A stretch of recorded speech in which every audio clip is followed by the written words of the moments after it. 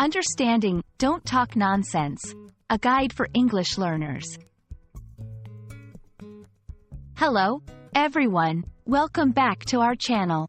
Today, we're diving into a common English phrase that you might have heard before. Don't talk nonsense. It's a phrase that pops up in conversations, movies, and even books. But what does it really mean, and how can you use it correctly?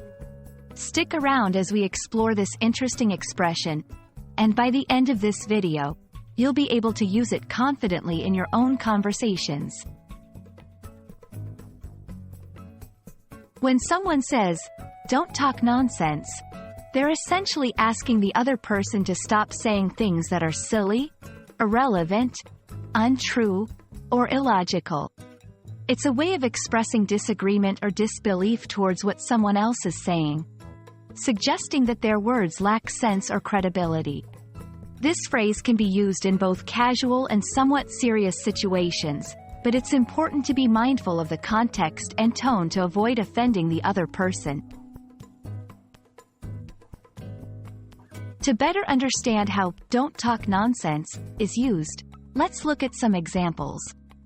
1. In disagreement, if someone claims something unbelievable, like saying they can fly without any aid, you might respond with, "Don't talk nonsense."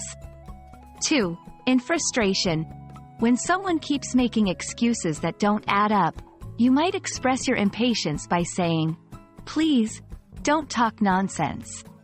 Let's be serious. 3. In playful situations, friends might use it lightly during a conversation when one says something absurd or jokingly outrageous. It's crucial to pay attention to the tone of voice and context when this phrase is used, as it can range from light-hearted to serious. Understanding when to use "don't talk nonsense" is key. Here are some guidelines. In informal settings, it's more suitable for casual conversations with friends or family where the dynamics allow for such expressions. With caution in formal contexts, in formal or professional settings, it's best to use more polite expressions to avoid misunderstandings or conflicts.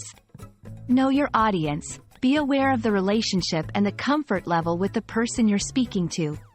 This phrase might be too direct or harsh for some people or cultures. If you're looking for less direct ways to express the same sentiment, consider these alternatives. "That doesn't sound right. Are you sure about that? I find that hard to believe." These alternatives can convey your skepticism or disagreement in a softer, more polite manner.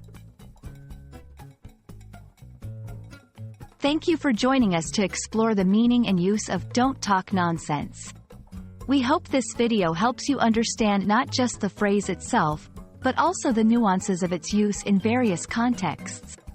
Remember, the key to mastering English is not just learning the words, but understanding how and when to use them. Happy learning, and see you in our next video.